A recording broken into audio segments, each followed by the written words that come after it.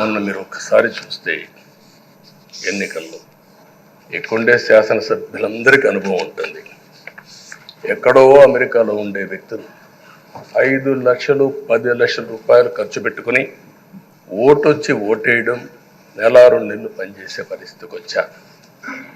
వేరే రాష్ట్రాల్లో ఉండే ప్రతి ఒక్కరు ఇది నా బాధ్యత అనే ఉద్దేశంతో అందరూ వచ్చి ఓట్లేసే పరిస్థితికి వచ్చారు. కొన్ని సంఘటనలు చూస్తే ఆశ్చర్యం వేస్తుంది. హైదరాబాద్ నుంచి ఎన్నికల ముందు రోజున 55 ట్రైన్లు వేశారు. 55 ట్రైన్లో ఫుట్పాత్ల పైన నిలబడుకొని వచ్చారు. ఏసీలో ఫుల్గా, మామూలుగా ఏసీ అంటే ఒక ప్రెషర్ ఉంటుంది, ఎక్కువ మంది ఉంటే గాలి ఆడదు. అయినా కూడా లెక్క పెట్టుకోకుండా వచ్చారు. వీళ్ళందరినీ మనం పిలిస్తే రాలా, మనం ఆర్గనైజ్ చేస్తే రాలా. కానీ ప్రజలు గెలవాలి, ఈ రాష్ట్రాన్ని కాపాడుకోవాలని పిలిపించాం. ఎన్డీఏ, పవన్ కళ్యాణ్ గారు, బీజేపీ, తెలుగుదేశం ముగ్గురం కలిసి దాంతో స్పందించి పెద్ద ఎత్తున ప్రతి ఒక్కరూ మా బాధ్యతను వచ్చారు. అదే మాదిరిగా పేదవాడు భోజనం తెచ్చుకొని బస్సుల్లో వచ్చి ఓటేసి మళ్ళీ వెళ్ళారు. అంటే అంత అభిమానం చూపించారు. వాళ్ళ రుణం తీర్చుకోవాల్సిన బాధ్యత ఈ సభ పైన ఉందని చెప్పి మీ అందరికీ తెలియజేస్తున్నా. ఆ బాధ్యతని మన కళ్ళ ముందు ఎప్పుడూ కనపడవలసిన అవసరం ఉంది. ఈరోజు రాష్ట్రం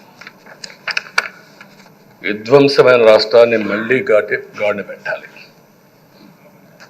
మంత్రులందరం ప్రమాణ స్వీకారం చేశాం, పవన్ కళ్యాణ్ గారు అందరం కూడా చేశాం. కానీ ఈరోజు ఒక్కసారి ఆలోచిస్తే ఎక్కడున్నామో తెలియని పరిస్థితి, ఎంత అప్పు ఉందో తెలియని పరిస్థితి, చాలా సమస్యలు ఉన్నాయి. అయితే ప్రజలు మంచి ఎమ్మెల్యేలు ఎన్నుకున్నారు. నేను కానీ, పవన్ కళ్యాణ్ గారు కానీ, బీజేపీ కానీ, అగ్రనాయకత్వం అందరం కూడా, నరేంద్ర మోడీ గారితో సహా ఇంకో పక్క అమిత్ షా గారు అందరం కూడా మీటింగ్లు పెట్టినప్పుడు చాలా స్పష్టంగా హామీలు ఇచ్చాం. అవి నమ్మారు, మనలందరినీ ఎంపిక చేసుకున్నారు. మీరందరూ కలిసి ఒక మంచి వ్యక్తిని, రాజకీయాల్లో గౌరవాన్ని కాపాడే వ్యక్తిని, పార్టీని నమ్ముకున్న వ్యక్తిని మీరు ఎన్నుకున్నారు. ఈరోజు మనందరం కూడా గుర్తుపెట్టుకోవాల్సింది, ఇక్కడికి వచ్చినప్పుడు అవతల పార్టీ వాళ్ళు మనం ఎగతాళి చేయాల్సిన అవసరం లేదు. ప్రజల పనిష్మెంట్ ఇచ్చారు. ఇదే హౌస్లో నేను చూశాను. 23 సీట్లు మాకు వచ్చాయి. మేము బాధపడ్డాము. కానీ ప్రజాస్వామ్యాన్ని గౌరవించాలనే ఉద్దేశంతో ప్రజాస్వామ్యుతంగా పనిచేశాం. 23వ తారీఖు ఎన్నికల రిజల్ట్స్ వస్తే దాన్ని వక్రీకరించి 23వ తారీఖున దేవుడు రాసిన స్క్రిప్ట్ ఇది, మీకు 23 సీట్లు వచ్చాయని మాట్లాడారు. ఇప్పుడు నేను అడుగుతున్నా, కూటమికి 164 సీట్లు వచ్చాయి. 1, 6, 4 కూడుకుంటే 11 వస్తుంది. రాష్ట్రంలో దగ్గర 1631 రోజులు అమరావతి రైతాంగం ఆడబిడ్డలు ఉద్యమం చేశారు. ఆ 4 నెంబర్లు కలుపుకుంటే 1, 6, 3, 1 కలుపుకుంటే 11 వస్తుంది. అంటే ఇది కూడా భగవంతుడి స్క్రిప్ట్ అయినా కూడా నేను మాట్లాడడం లేదు, నేను కామెంట్ చేయడం లేదు. ఈరోజు ఉంటే వాళ్ళకు కూడా అర్థమయ్యేది. వాళ్ళు ఉండకుండా పోవడం అనేది వాళ్ళ పిరికితనం తప్ప ఇంకోటి కాదని చెప్పి కూడా నేను మీకు తెలియజేస్తున్నా.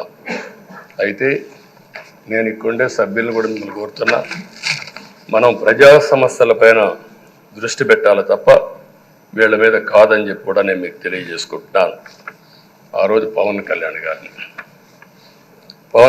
గారిని అసెంబ్లీ గేటు కూడా తాకనీయం అని పెద్ద పెద్ద డైలాగులు చెప్పారు.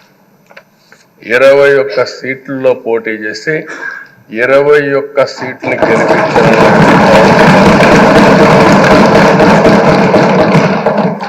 వైనాట్ 175 అని చెప్పి 11 కూడా తెచ్చుకోలేని నాయకత్వం. అంటే ఏ విధంగా మాట్లాడారు అనేదానికి ఇది ఒక ఉదాహరణ. ఆ రోజు పవన్ కళ్యాణ్ గారు చాలాసార్లు, నేను కూడా అన్నాను, బయట చాలామంది అభినందించారు. ఎక్కడ తగ్గాలో తగ్గడం, ఎక్కడ గెలవాలనో గెలవడం నేర్చిన వ్యక్తి పవన్ కళ్యాణ్ గారు. దానికి మనస్ఫూర్తిగా అభినందిస్తున్నాను. ఈరోజు మనందరం కూడా గుర్తుపెట్టుకోవాల్సింది, రాజకీయాల్లో సుదీర్ఘమైన రాజకీయాల్లో ఉన్నాం. మొత్తం కలిసి 16వ సభ. మీ అందరికంటే సీనియర్ మోస్ట్ నేను. 8 + 1 9వసారి, అంటే 16 సభల్లో 16వ సభ 9 సభల్లో ఉన్నాను. అంటే అన్ని సభలను చూశాను.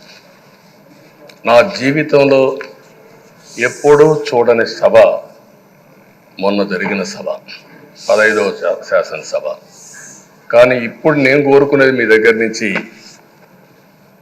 అది ఒక చెడు సభ కింద, ఒక కౌరవ సభ కింద మనం భావించాం.